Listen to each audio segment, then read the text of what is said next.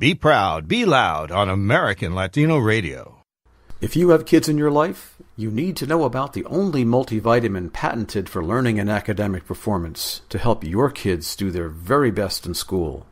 Used for over 10 years in public schools, Potential is designed by a doctor to support brain function by nourishing a growing brain with active vitamins, important minerals, and antioxidants from superfruits and berries. Designed to be clean and wholesome, Potential doesn't contain additives, preservatives, artificial colors, flavors, and sugar found in most other kids' vitamins. Being a kid today isn't easy, so give the kids you love every advantage with Potential. To learn more, visit MyKidsPotential.com and use the special coupon code RADIO, or call 877-877-4566 to order. That's MyKidsPotential.com, or call 877-877-4566. Help your kids do their very best to succeed. Give them potential today. Do you think you won't be able to make your next credit card payments? Or have you already missed a few payments? Have you thought about getting one of those quick loans to make up those payments? At Family Financial, we firmly believe that replacing debt with more debt is not the solution. We are a nonprofit organization that for more than 20 years has helped thousands of individuals like you eliminate their credit card debt. If you qualify, Family Financial will contact your creditors to establish an affordable payment plan, negotiate lower interest rates and minimum payments, bring your accounts current, and stop those annoying collection calls, saving you thousands of dollars in interest. Our certified counselors will work for you, not for the creditors. Why wait until your debt gets out of hand? Call Family Financial now. 877-789-4194. 877-789-4194. 877-789-4194. 877-789-4194. Not available in all states. Results may vary. Not a loan company.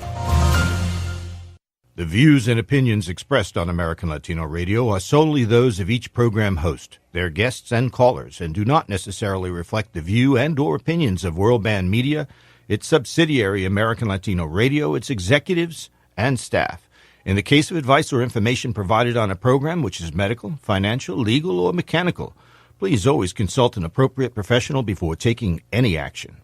You're listening to American Latino Radio. Are you in love or love lost? Are you wondering how to meet the one who's right for you? Or tired of the whole dating scene? Are you newly single or newly married? Whoever you are, you will love Sujeiry. Now here she is, author, speaker, television personality, and our very own LOVE Sujeiry. Happy Friday, TGIF. I love Friday, and I don't know why I love it so much because I love what I do. I love coming here on the LOVE Sujeiry show on American Latino Radio and talking about love, sex, relationships. This is the place to be from 9 to 10 p.m. Monday through Friday. So today, I have a really great topic because I have a lot of issues, people. I have had a very interesting childhood. Some of it has been fun. Some of it has been traumatic. And I laugh at it now because I have coped with some of the traumas. But today we're going to talk about childhood messages and just how our childhood really affects our relationships. How does our childhood and what we see and what we hear affect our relationships? And if you're single, the type of partner that you choose. So I want to share a little bit about how I got to choose my partner, Dave. Hey, Dave. Well, it's interesting because I decided to choose someone who was the complete opposite of my father. Usually, they say that you want to be with the person that reminds you of your parent, whether if you're gay, maybe it's your mom, if I don't know. But for me, I really just wanted to not be with someone like my dad. My father had great qualities. He's still alive, so I won't use the past tense. Sure. He has great qualities. He is funny. He is super social. Maybe that's where I get it from. And he's just like the life of the party. Everybody knows my dad. He goes to the block in Washington Heights. For all those that are not from New York, Washington Heights is a little neighborhood in Manhattan, all the way uptown. And that's where all the Latinos, people from the Dominican Republic, basically swim, come from the boat, and just land there. And they're like, this is home. This is Second Dominican Republic. There's also Puerto Ricans there and some Cubans there, but it's predominantly Dominican. So everybody in Washington Heights knows my father. He's like a star there. He is famous, people. Not Insta famous, because he doesn't have Instagram, but really famous. So, yes, my boyfriend is very social. My boyfriend has tons of friends. Like, he puts me to shame. I thought that I was social, and I thought that I had friends, but I obviously have no friends because he always has something to do. People invite him everywhere, and I'm like, well, crickets, none of my friends have texted me in like 2 weeks. So, yes, he has those qualities that my father has. But my father is not a reliable person. My father is not a consistent man. He was in and out of my life. You know, there was some abuse with my mom and him, verbal and physical and mental. And when I started dating, definitely was attracted to men and chose men who had that detachment. They weren't available. They would tell me they loved me, but they acted like I was the terrible person. So I had to break that habit. But I remember being a kid and watching my mother and my father's dynamic. And my mother would always cry. And my father would always cry when he was asking for forgiveness. So it was like two criers, like two telenovela stars who should have their own show on Univision. Like, it was so dramatic. And I think for a really long time, that's why I decided not to cry.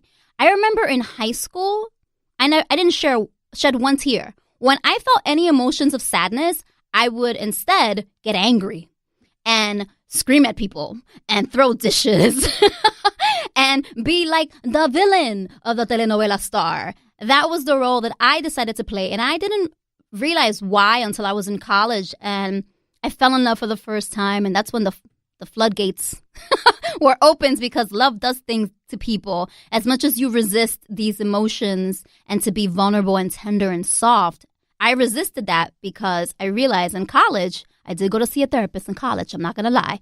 You know, she said, well, it seems like you're trying to fight against like who your mother is, because I talked about my mom a lot. And I said, yeah, I feel like crying is weak. Because my mother cried over everything and she kept taking my father back even though he cheated on her a gazillion times and treated her terribly and was inconsistent and wasn't financially supporting us as a family.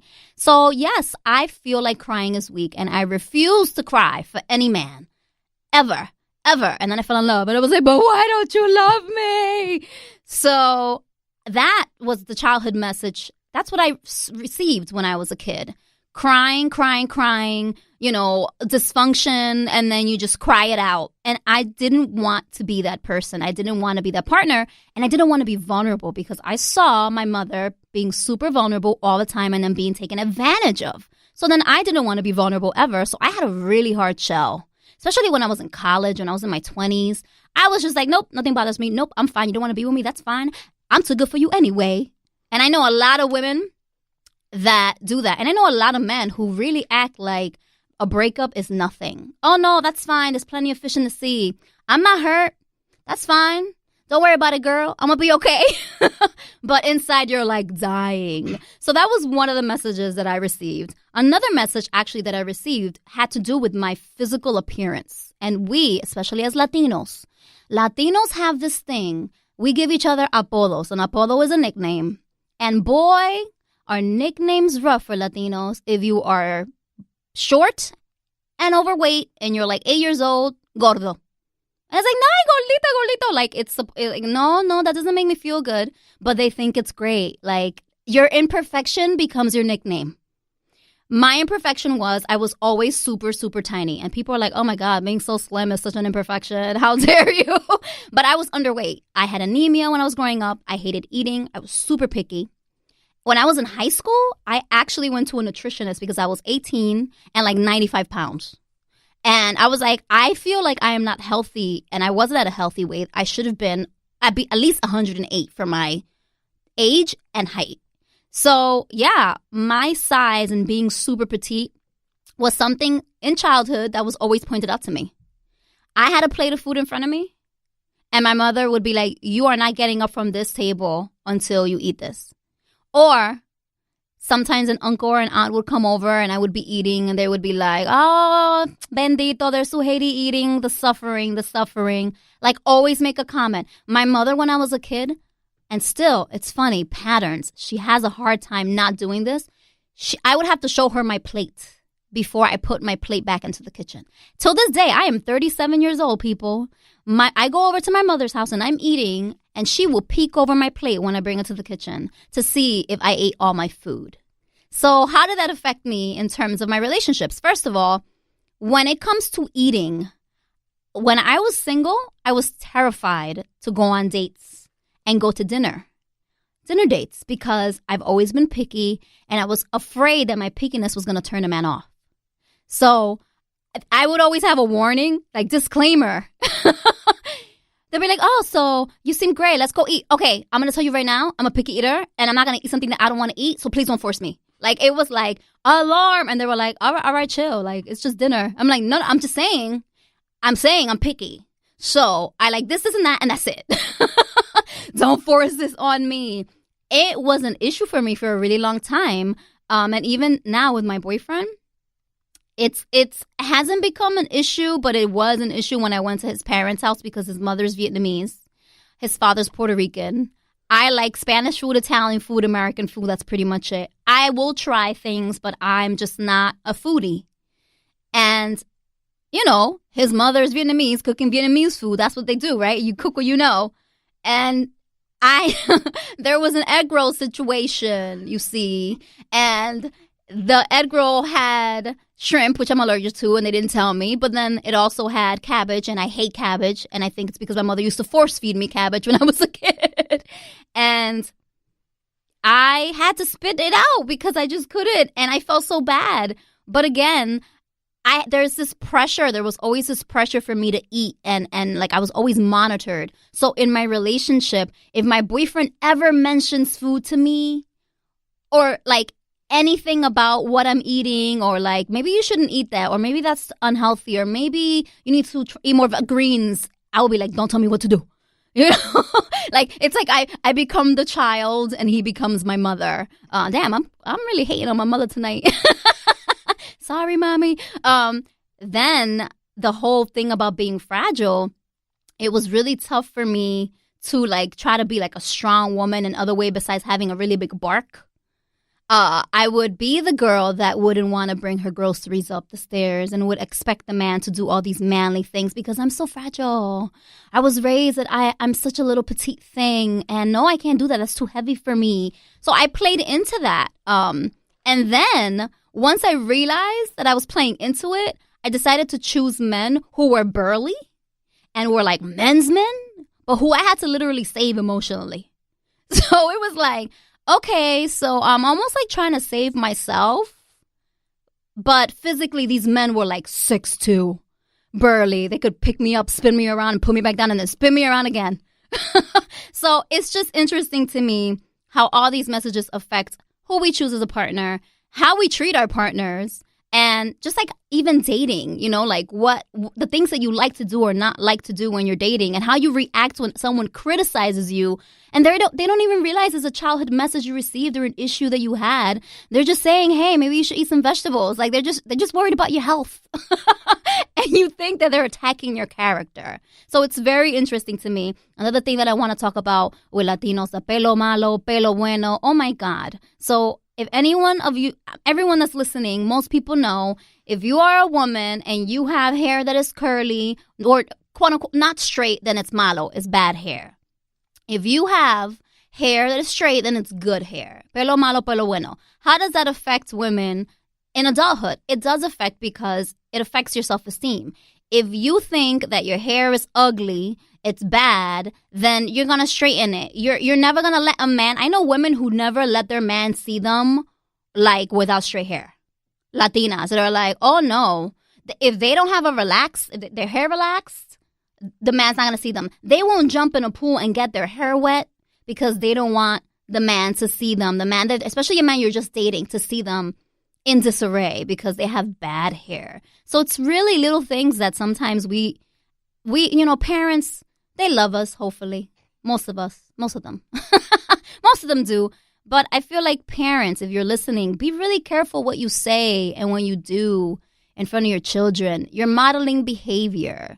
You're not only modeling behavior, but you're shaping their perception of them, of your children. You're shaping them. My mother shaped me into angry / emotional / foodie picky eater who refuses to eat anything. And if anyone ever questions it, literally, I go crazy. And it wasn't on purpose. She did it because she cared. But, she was trying to protect me. But it definitely has affected the way I view relationships and the way I am in my relationship. I had to explain it to my boyfriend why I was so finicky about certain things. And then he was like, I get it, but you're 37. Get over it. So yes, I have to get over it. And I feel like I'm working towards it. But, it's not that easy. But I'm not going to keep talking because I'm going to introduce our amazing guest. Ben, I hope I don't mess up his name because you know what happens when I see the name wrong and read the name wrong, I will say it wrong the whole time. Ben Michaelis. Yes, I got it. Ben Michaelis is here. We're going to be talking about childhood messages and how it affects our relationships and just how our childhood kind of shapes the type of partner that we are. Ben is a clinical psychologist, a speaker and blogger for Huffington Post and Psychology Today, and he is the author of Your Next Big Thing, 10 Small Steps to Get Moving and Get Happy. He also shares his proven strategies to take action and to end monotonous, I hate that word, maybe because I'm not monotonous, routines and lead a life of purpose. So welcome, Ben. Thanks so much for having me here, Sujeiry.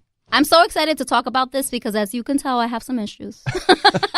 I hadn't noticed. You hadn't noticed? I hadn't noticed. No, not at all? You wear it with panache. Aw, thanks. Well, that's the thing. A lot of the time, we don't realize we have these issues or that these messages are affecting us. We just go about our day and we wear masks and then we get home and we're a mess. That's right. That's right, right? That's right. And look, whatever it is that shaped you, if you can own it and work through it and allow it to be part of you, it's very beautiful. And I really enjoyed listening to your story and I really feel like I know you now. Oh, see, and listening is not the same as watching me talk. That's true. So if you're listening to me and you're like, oh my gosh, she's so big and dynamic. If you're in front, my hands are always moving. I don't know how I don't smack myself in the face when I talk. It's you come here and you sit here in the studio and you're like Ben said, I think I know you. Yeah. But you have to stay a few feet away from her because she will smack you while she's Yes, talking. I'm saying it's the Latina in me though, Ben. Ben, what's your background?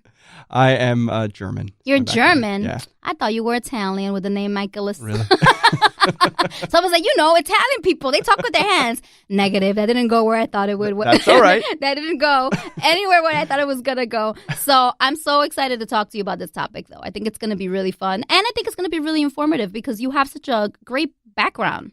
Thank you. I think so, too. I'm excited for it. Yeah. How long have you been a clinical psychologist? 11 years. 11 years? Oh, that's practice. A really long time, yeah? Private in New York City? Yeah, down in the Flatiron. Flatiron. What's the Flatiron is where for people who are not from New York. Sorry. You get so New York centric. It's 23rd Street, right by Broadway. Right by Broadway. So yeah, and you graduated summa cum laude from Columbia University? I did. That's very, very impressive, I have to say. What do you have, my whole transcript over there? I have your whole transcript over here. The producer is awesome. She pulls things up. Oh my God. And I was like, yeah, I know everything about you right now. The only A- I got in college was in a class on human sexuality. It was the only A- I got was in that class. So I'm assuming you got B's? No. I was like, what you get in all the other classes? It was the hardest class I took. I'm not human kidding. Sexuality? Yeah. Well, we talk about sex a lot on this show. I got that impression. And maybe later on we'll talk a little bit about childhood messages in sex. I actually want to talk about sex and how sex is taboo for a lot of people in childhood and how that affects also our sexuality and sex and relationships. That's another great topic to talk about today. So listen, do not go anywhere. I do want to tell you that the phone lines are open. We are taking calls. The number is 888-411-7242. That's 888-411-7242. Again, we are talking about childhood messages and your childhood and how it affects relationships, how it affects who you choose as a partner, how it affects how you fight, how you make love, everything. Our parents pretty much affect everything. And even, as much as your lifestyle and basically what you choose to do with your life and in love and how you choose to love. So don't go anywhere. We're going to be right back. Again, 888-411-7242. Make sure to give us a call. We will be back after the break. We'll be right back with more Love Sujeiry, and you can come back with her. Call now, 888-411-7242. That number coast to coast, 888-411-7242. Did you wake up this morning with sore knees, hands, or other sore joints? Don't go another day feeling this way. Join thousands of satisfied customers and try NovaJoint. Designed by a doctor to nourish and lubricate your joints, NovaJoint works fast, without glucosamine, chondroitin, or any of the other ingredients that have disappointed people for years. Customers love NovaJoint because it works fast and it's so easy to take. Here's what a customer in New Mexico wrote. My knees felt great after a couple of weeks, and after a few months, I forgot they were ever sore. I would recommend this product to anyone with stiff, achy joints. NovaJoint really works. So don't wait another day. Go to NovaJoint.com and use the coupon code RADIO or call 855-657-7700. Don't wait to feel great. That's NovaJoint.com and love how you feel.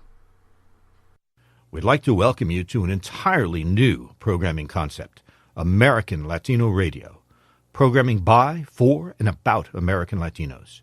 Well, who is an American Latino? If you were born in the United States of Latino heritage, you are an American Latino. If you were born in Latin America but were brought here at an early age, you are probably an American Latino too. In the coming months, American Latino Radio will produce and offer a series of programs hosted by and created for listeners from the approximately 35 million American Latinos in the United States today. These programs focus on a wide range of subjects, including health and wellness, politics, entertainment, investment, house and home, sports, car repair, and so much more.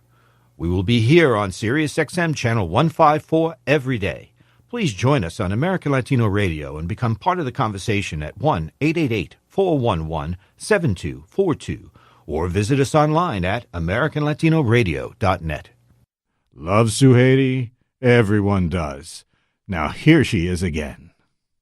And we are back, and we're talking childhood messages and how they affect our relationships, our choices in love, and our lifestyle. We're here with Ben Michaelis. It's 2 for 2. And I know, because I had a guest, and I just butchered his name throughout the whole show one time, and I just couldn't get his name wrong. I couldn't get it right, not one time. So I want to start talking about, we talked about a little bit over the break, gender roles. And when we are children, our parents oftentimes kind of let us know, sometimes verbally, sometimes non-verbally, this is who you are, this as a little girl, this is how you are as a little boy. This is what you're supposed to do and who you're supposed to be because of your gender. Mm-hmm. So how does that affect us in adulthood?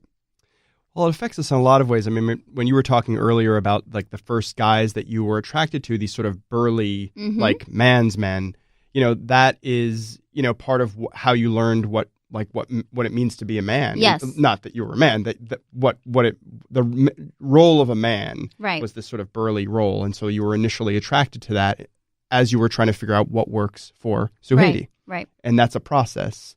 And all of these things are how we define what it means to be a woman, what it means to be a man, and these messages that we get from super, super early on, from things like, wearing pink or blue or all these things, they really do color how we define sex and sexuality in our lives.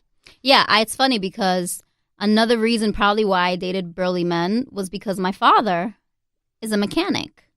So again, for me, that was what it was to be a guy. And, my mother was very, she was that mother who, oh, no, you're not wearing blue. You're a girl. Oh, my brother wants to wear red. No, red is for girls, too. So it's interesting because it's just the color, but it does shape us and kind of the type of things that we desire later on, just because it's this is what girls should like. Uh-huh. And this is what it's like to be a woman. And one thing, actually, in terms of gender roles, my mom was very, it's a very traditional woman. So it was I saw her always bringing my father the plate of food and the water and the fork and knife. And, like that, a lot of women, old school women, do that. Mm-hmm. And as an adult now with my boyfriend, I've never done it with any other man I've ever been with. But with my boyfriend, I do that for him because that's the way I take care of him. Well, and that's, I'm glad that you led into that, is this idea about the languages of love. Yes, I love that topic. And how, how we show love. Right. I mean, I had this one guy in my practice who, he was like, he met this girl, he was so happy, things were going really great, and they went away on it was over Memorial Day weekend. Right. And he came in after the weekend and he was like really sad, and I was like, well, what's going on? He goes, I thought we were having the best time. Right. We went camping. And I'm laughing because I'm like, no. That's exactly it. And he was like, he was talking to his girlfriend after the weekend. He's like, well, wasn't that a great weekend? Didn't we have so much fun? And she was like, it was all right. And he was like, well, what's wrong? And she's like, I don't really like camping at all. But for him, how long were they together, or are they together? This was a while ago, okay. But it wasn't that long. But like, right. she was trying to be nice, and that she didn't tell him that she didn't like camping. Right. And for him, that was the way his dad showed him love, was taking him camping. So he thought he was doing this great thing for her, and she was like, if you love me, stop taking me camping. Right. And it was a negotiated point in their relationship. But these are like languages of love. Like for you in your household of origin, this is the way your mother showed love, with food. Right. And she still does till this Right. day. She tries to stuff me. Yeah. Well, yeah. Well, it's interesting because I do feel that sometimes as women, it's interesting in that story, we are also taught a message that I feel like most women are taught in childhood is don't speak up. Like, oh, if he's doing this, don't rock the boat, just like pick your battles. You're going to be a nag. So how do you feel like women can kind of get out of that habit to just like suppress how they feel because they don't want to hurt a guy's feelings? Because we're taught, just be a lady and like keep your opinions to yourself, if it's not important. And, your opinions are important. You shouldn't keep it to yourself if you feel something. I think that is changing because so many women are now the primary breadwinners in the right. home. And so, and just a generation ago, the gender sort of traditional quote unquote gender roles were still in place. Right. But now, women are out there again, earning more in a lot of households more yeah. than men. And so those sorts of gender roles, I think, are really ebbing away very, very rapidly as we realize that women are, I have a daughter, and right. She is tough as nails, and like I'm afraid of her, and I think that we're, just naturally sort of helping women or young girls, we're pushing them in that environment because they're in the workforce and they're an economic force, and I think it's right. necessary for them to do that. Right. And actually, I want to talk a little bit about men as well. And, men do get these messages oftentimes that they're supposed to be burly, they're not supposed to be emotional. How does that affect them later on in relationships? Like, how can a man break out of that? Because I still know many men, especially in the Latino culture, that is like, men don't cry. Mm-hmm. Men don't talk about how they feel. Mm-hmm. So how does that affect a man in a relationship later on? So, I think that one of the things that's interesting as a psychologist that I see in my practice a lot is even men that don't feel that strongly about some of these things. Right. When they pair up, when they get married, when they have kids, those gender roles really start to sort of tighten up a little bit mm-hmm. for a while. And I think that a lot of it has to do with good communication within the relationship so that a man can feel comfortable expressing those emotions. We still do have some of these stereotypes about like, right. honestly, the crying man. It's just like not an appealing sight for Well, a lot of women actually, as much as they want a man who is sensitive, do not want a man that cries. Nope. And I don't know where we got this idea that it's like, well, I think just in general, women tend to sometimes be a little contradictory by nature. Mm-hmm. Never heard that before. Yeah, but I just, I'm not sure like where we got this idea that, okay, we want a man to be sensitive, but, if he cries, though, I'm out. Like, I can't be with a man who cries. So how do we make it easier for men to just kind of move past this, like, stereotype of what a man is that they've learned, like, basically all their life and just be themselves? And if they want to cry, cry. What can women do? Well, I honestly think that a lot of it is about finding the environments that are safe to express those Right. emotions. And so my practice, I have a lot of men in my practice, and it really serves as a place, like a cloister for them to express those emotions that they may not necessarily feel comfortable expressing in the home, which I think is a good thing. Right. That you don't have to express everything to your partner. I agree. Because, I think that's like an American way of thinking, and I think that's a problem actually in a lot of relationships. You don't have to express everything that's going on. Just finding those environments and strengthening those relationships actually between men Right. can be a good way for men to express themselves in healthy ways. I agree. I actually don't. I think as women, it's good to have a little bit of mystery. My mom, that's one thing. My mom didn't talk to me about a lot of things. Like, my mother never had a sex talk with me. My mother never had, like, the relationship talk, like, this is how a man should treat you. I mean, she probably also didn't know because she was in the relationship that she was in. But one thing that my mom would always, tell me was, as a woman, you always have to be ladylike, and you always have to have a mystery, and you can't tell a man too much, keep a little bit for yourself. And it's like the being coy type of thing, which I feel kind of still plays into the gender roles. But I use it in a way where it's like, okay, let me just limit the things that I say to my boyfriend because he doesn't have to know everything. There's some things that it's okay that he doesn't know, and it's not being secretive. It's just, what do you think it is? No, I think it's being smart, actually, frankly. I love it. Yeah. You don't look, the example that I give, and pardon me, this may be is when your girlfriend or your wife asks you, do I look fat in this dress? Right. There's only one answer to that question. No. That's no. Now, you look fabulous, darling. You look great. Now, you may want to, if you are concerned, you may want to very gently steer her, but the answer to that question is never yes. Right. And there are things that you have to be very cautious about in the relationship to make sure that the other person's feelings aren't hurt. Right. So it's just being aware of those sorts of things. Right. Well, I actually want to talk about awareness. I love talking about awareness. So let's say someone kind of has this pattern. They don't know where it's coming from. How can people become more aware of the childhood messages that are affecting their love life? So, when you were talking earlier, for example, about your experience with, I love the egg roll situation and that your mother still peeks over your shoulder with regard to food. Right. When you're coming up against an issue with your partner, most of the time I find that the problem is not intention. You love your partner, you want things to work out, but they are messages of communication. You didn't mean to, almost puke. Right. Or get really, really annoyed when he Yeah. was like, maybe you should eat some veggies. And you took that and you were like, Yeah. right. Sorry. You can't. Almost poked his eye. I wish we had a camera here because the things that are happening in this room. Yeah, I just did Wolverine claws, by the way, for those of you who aren't watching this on television. But essentially, he didn't realize what he was doing. He had all the best intentions, but it was an issue of communication. And being able to take a step back and saying, okay, what is the issue here? What is happening? And is this an issue of intention, or is this an issue of communication? And because you're so self-aware, you can say, hey, Dave, you said his name? Dave, yeah. Dave, look, I realize that you have all the best intentions and you want me to eat, veggies or whatever.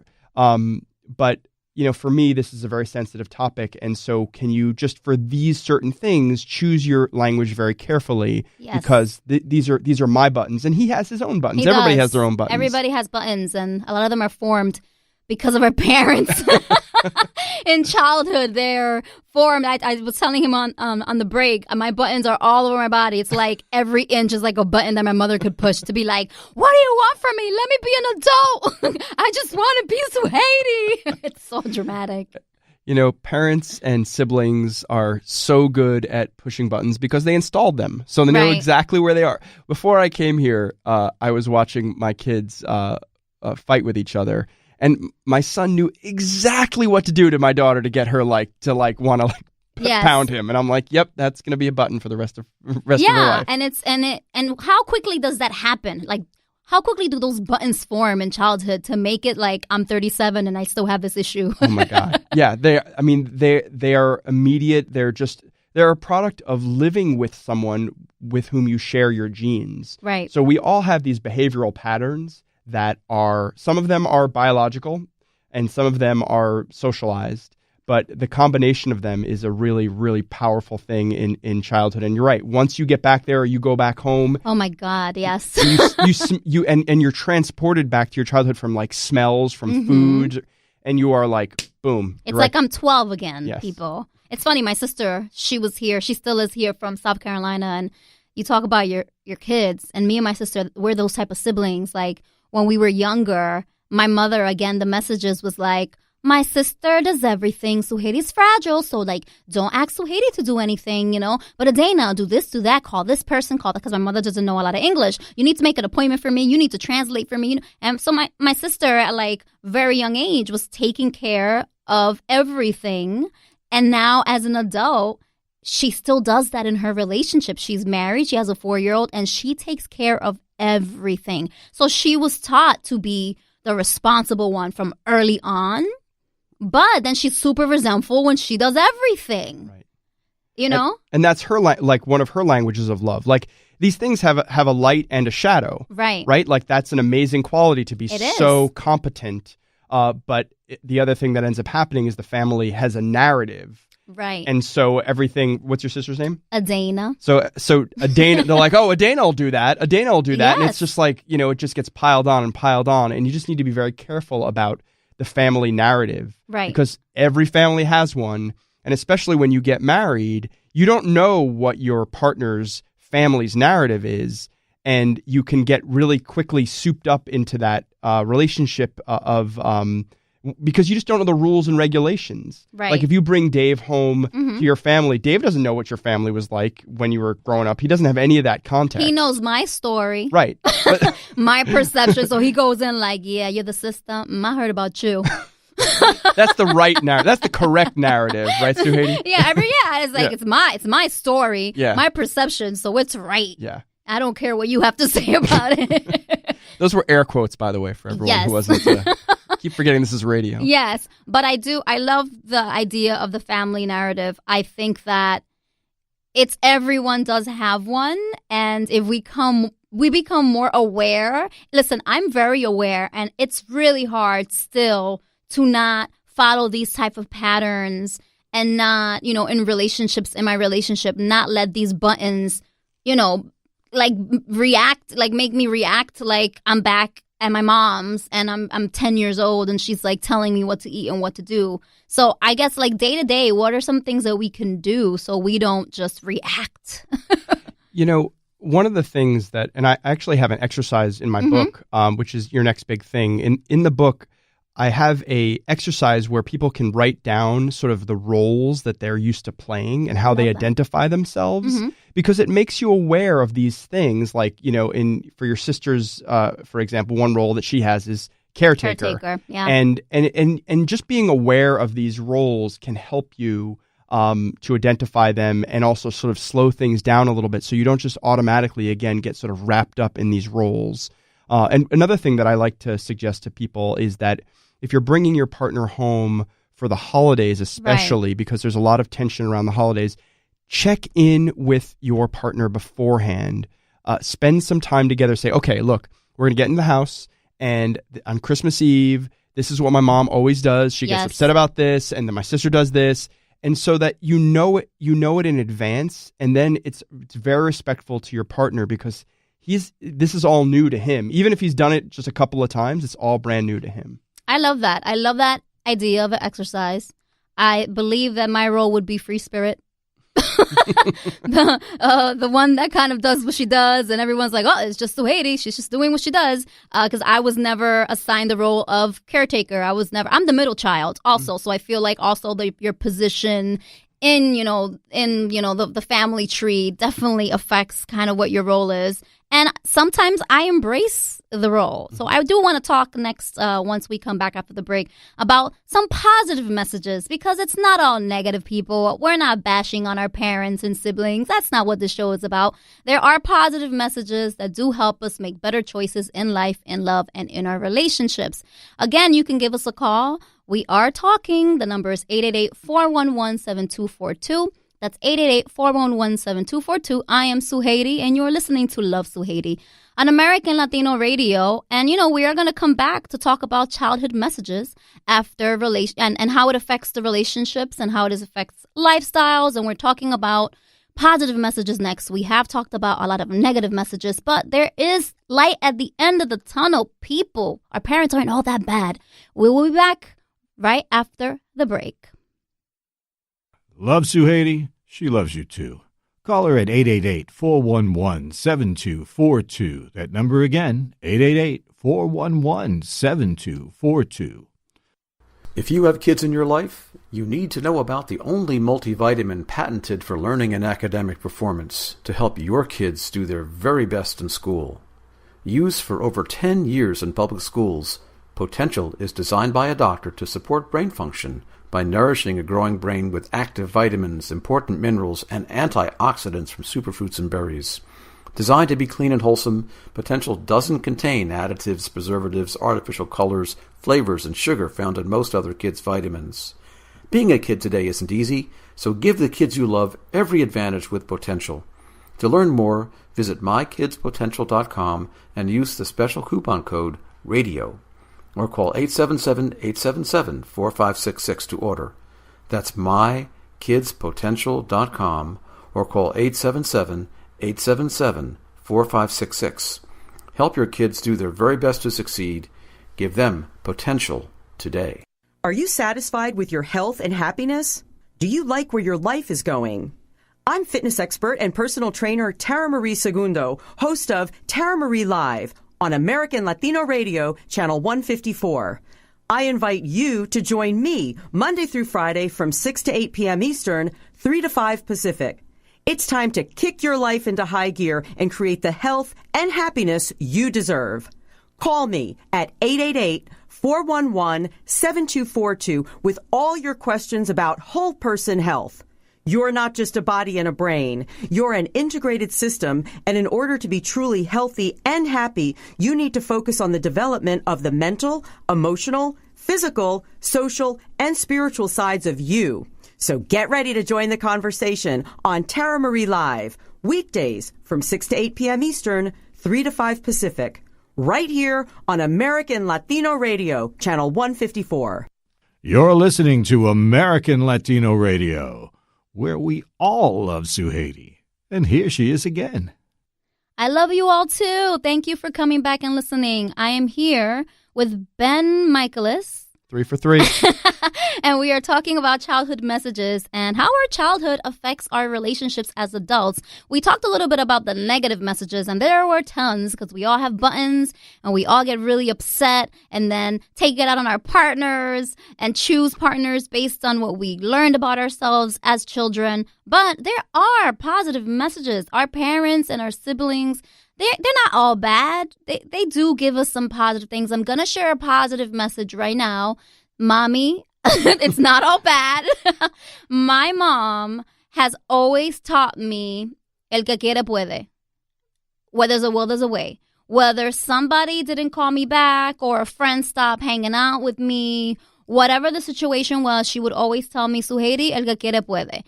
Where there's a will, there's a way. And I feel like that has really allowed me to, in my relationships, when I chose a healthy man, just be like, listen, this is what I want. And if you can't, if you can't meet this need and this is a really important need, then like that's a problem. Mm-hmm. Because she just told me like, don't settle for what I settle. Don't let a man, talk to you in a derogatory way. I've never had a man like disrespect me verbally, or I've never really had like really abusive relationships because my mother always taught me that was the message, like el que quiere puede. And if a man wants to be with you and he wants to see you and he wants to call you, he will. So kudos to mommy for that message. There you go, Sujeiry's mom. Go, Sujeiry's mom. So what are some other like positive messages that if parents are listening, that they should be, really saying to their kids or even modeling?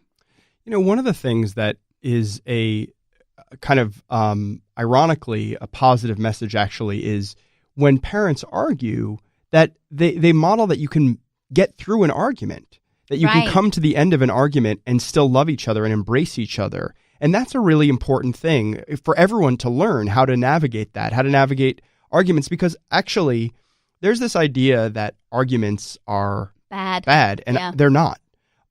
There are very positive ways to argue. And I would actually note that when I've seen people in relationships where they did not argue, I was far more concerned than when people do. And the reason is that if you are not arguing with your partner, it probably honestly means you're not that close to them. Because in order to get really close to someone, you're going to step on their toes here and there. It's just the nature of being that close to that person. And that's a good thing. It's just when you argue, you can do it with a lot of respect also. Yeah, because it's the way you argue. Arguing doesn't mean yelling at each other and disrespecting each other. That's right. It just means having a conversation where you disagree. Absolutely. And occasionally break some plates. And maybe you break plates, but that's on occasion only. No. I wasn't modeling that. No. Let's not do that. Never. But it is a positive thing. And also just the affection that parents can give each other, showing healthy ways to do that, and also giving their children affection is a really, really, these are positive messages that we hold with us for our lifetime. Yeah, I love the whole argument because there's a lot of couples that I see that they don't argue, right? And then there's some that argue, but then they never talk about it. Like they blow up and then they never come together to be like, okay, so this is how I feel. Let's move past it. They just, I'm sorry, suppress. Absolutely. One of the biggest factors in divorce is not the amount of arguments that you have or even the types of arguments. The major factor is when people feel resentful of each other after an argument. And so walking through the process with one another and coming to some agreement is key for one another. Yes, I love that. And I am so excited to hear that we have a caller. Will from Chicago is calling. Will, are you there? Yes, I am, Sujeiry. How you doing? How are you? Do you have a comment or question? I actually have a question. I'm not to go back into the negative thing or anything, but just like your sister, I'm actually the caregiver for my family. Right. And I seem to get myself into the relationships where I'm a caregiver as well. I do have two daughters, divorced, family, but nonetheless, I do take care of them. And so when I'm looking for a relationship, when I get myself into a relationship, I kind of want the tables to be turned. Right. You want to be taken care of. Exactly. I'm tired of taking care of people. I want someone to actually take care of me, but for some reason, I keep on attracting, that I want to be taken care of by you type of relationship. Right. Well, go ahead. I'm sorry. No, continue. No. Go ahead. Well, I feel like the fact that you're aware is a really great step. You are aware that you are drawing in and choosing these partners. But I'm going to give it to the psychologist, because this is a family deep-seated issue here. So my first question for you, Will, is how have you been meeting your partners? I'm sorry, what was the question again? How have you been meeting your partners, like when you've been dating? Usually, when it's at a bar, through a friend. It just varies. That first interaction actually is really significant, and I'll explain why. So I have this this person that I've worked with in my practice who has expressed the concern that a lot of the women that he dates tend to overpower him. And one of the things that I've noted is that he's not assertive and he's not the aggressor. He waits till women come to him. So right off the bat, he's setting up a dynamic where he's finding women that tend to be more assertive, which has led to a number of problems in his relationships. And for you, being aware of those immediate initial interactions, and for you, because you're a natural caregiver, you want to be really mindful of those initial interactions, because we reveal a lot about ourselves right off the bat. And if you are unintentionally advertising that you are a great caregiver, you are going to find women that are thrilled to have that. But it's something to be aware of just in those immediate interactions when you meet people. And I'm going to add, actually, when you, let's say you meet a woman and it's like the messages aren't coming clear that she's that type of woman that needs a caregiver, right? But then you take her out and you find out a little bit more about her life. does she have this, like, is her life not together? Does she not have like a good job? Is she between jobs? Does she get out of a bad relationship? Has she always kind of been in a string of like emotionally abusive relationships? There are these little signs that the person that you're dating or starting to get to know is going to need you to basically save them. Yeah, that's a great point, Sujeiry. And just looking at, really trying to slow things down, because especially if you find someone so attractive, you might think, oh, well, it's fine. That's not really who she is. But our histories can tell a lot about ourselves. Yeah. So pay attention early on. So what would be some of the signs, I guess, would be, those immediate signs when you initially start the interaction with that person to, what signs should I not give, I guess, would be the harder thing. So great question, Will. And I think that essentially what I would suggest is, like, for example, on a first date or the first few dates, if you're the one that's making all of the decisions, and the woman's not making any decisions or isn't being assertive in any way, that's immediately probably a flag that you're getting back into that pattern of taking care of that person. So, you don't want to let her necessarily make all the decisions, but just trying to make it more equal. So hanging back a little bit, because I'm guessing that if you are a caregiver, you tend to try to do all of these things for that person. And I would just suggest sort of trying to pull back a little bit to see if the woman can take up the slack that you give. Yeah, I think especially when you're like first dating someone, as a woman, women do like a man to be the one that's like, okay, we're going to go here. This is the time. This is the place. So I feel like what you can do is ask for a suggestion, like ask her to suggest something. So if you're going to go take a woman out on a first date, and you've talked to her a little bit, you're still not really sure if she's someone who's going to need a savior. I feel like getting her information about where she is in her life is a really good way to figure out kind of if she's going to be someone who's going to need you in that way. Because again, I feel like if someone has been in a string of emotionally abusive relationships, if they've always been cheated on, if they have always felt like unlovable, whatever the case may be, if they're in between jobs, they still live with their parents, it's like this, I need someone to take care of me. But then if you see that and then you still decide to go on a date with the girl, you can definitely plan the date and do these things. But I think that ask for her opinion. If she can't even tell you like what she likes to eat, and she can't even tell you, she's like, yeah, whatever you want, that's fine. Mm-hmm. That's fine. Then that's an indication that she everything's always going to be on you. Right. And that's a good point, Sujeiry.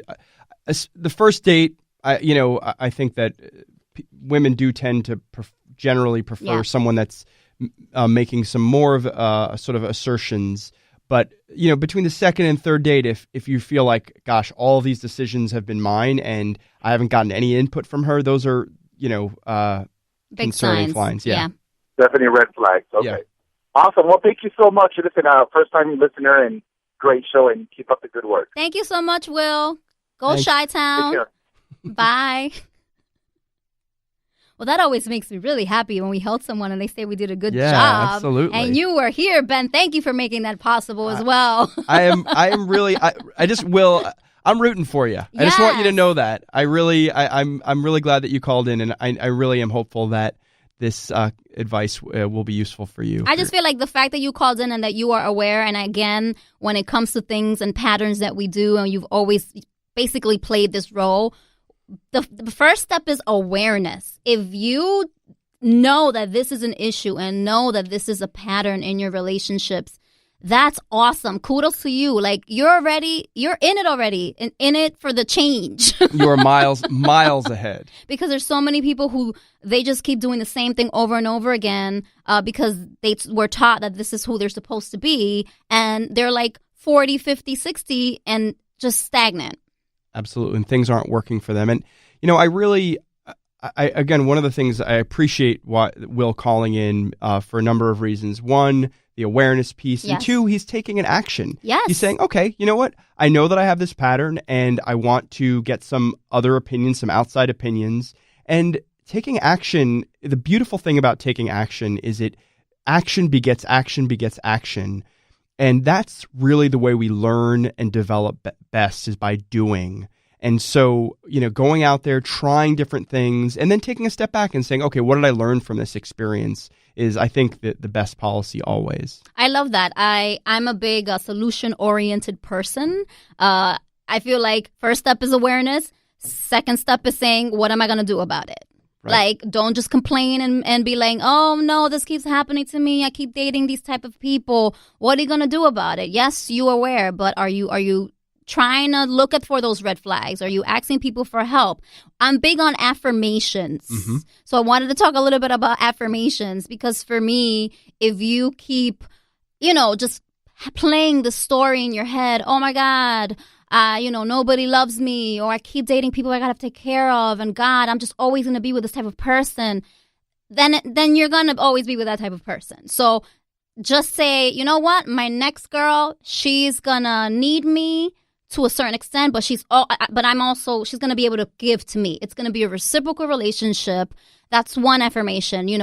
I love my partner loves me. I am a happy, loving person, and I'm gonna find someone who's happy and loving. Just, I deserve love is like simple. I deserve love, and then you keep saying that to yourself, and you're gonna find someone that realizes that you also deserve love and give you the love that you deserve in the way that you deserve it. Because we talked a little bit about love languages, and it looks differently for everybody. That's right. That's right. And it's like everything. It's a process of learning what your love language is and how to tailor that so that the other person can feel your love and that you can feel their love. Yes. Oh my God. I've had so much fun today. Yeah. Listen, I want to know a little bit about your book, right? So what's the title of your book again?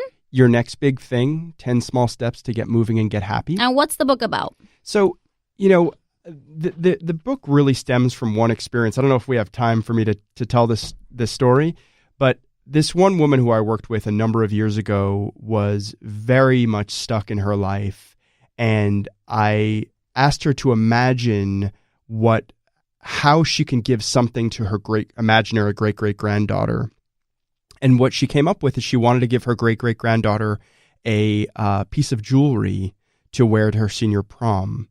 And this started her own journey towards becoming a jeweler. And it was a profound transformation. And a lot of this book is helping people that are feeling stuck in their lives in one way or another.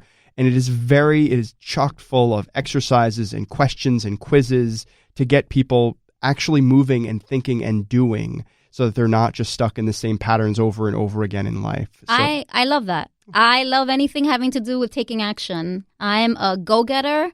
I am tenacious, and I just can't. I wish that everyone would go pick up this book so they can do the exercises and get moving and get happy. Because if we keep doing the same thing over and over again and it doesn't work, then you have to do something differently. I need to give this. Like, is this in Spanish? So I can give it to my mom. It's in Korean and it's in Japanese. I don't know if it's in Spanish yet, but maybe they will hopefully translate it. That would be awesome because my mother needs to get moving and get happy. Seriously. Where can people find you? Social media and websites? So I am very active on social media at Dr. Ben Michaelis, DrBenMichaelis on Twitter. I'm on Facebook, Dr. Ben Michaelis. I'm on Instagram. I'm all over the place. Yeah, and you are. Like, you have spoken in so many places. Were you on the Today Show? Is that the last thing I saw? I was on the Today Show. Were you with Hoda? I was with Hoda and Kathy Lee. They are lovely. They really are lovely. All I know is that they drink a lot of wine. So I want to have a glass of wine with Hoda and Kathy Lee one day because we would just have a blast talking relationships with a glass of what do they drink? White, right? They usually drink white wine. Well, they have both because you know that Kathy Lee has her own wine. She does. That's why she's an expert. Yes, indeed. She's an expert in wine and many other things. Thank you so much. Oh my gosh, it was a pleasure. This was so much fun. This is Ben Michaelis, a clinical psychologist, speaker, blogger for Huffington Post and Psychology Today. Please go get his book, Your Next Big Thing, 10 Small Steps to Get Moving and Get Happy. This was an amazing show. I feel like, you know what? I'm going to get his book because why not? I always want to get more happy. Being happy is amazing, and everyone should follow suit. I'm Sujeiry. You have been listening to Love Sujeiry on American Latino Radio. We are going to be back tomorrow. Well, not tomorrow. No, on Monday. We're going to be back. It's the weekend, That's TGIF. Right. We're going to be back on Monday, and I'm hoping to talk about emotional affairs and emotional cheating, because I was actually talking to Pablo, the audio engineer, and he was like, I don't think that's cheating. So it's going to be one of those questions. Is emotional cheating cheating? What does it look like? How does it affect a relationship? And, will it lead to sex? Maybe, maybe not. Who knows? I am Sujeiry. You can find me at lovesujeiry.com, at Love Sujeiry on Facebook, Instagram, Twitter, even Pinterest. Stay tuned because Tyra Marie Live is coming up next. Don't go anywhere.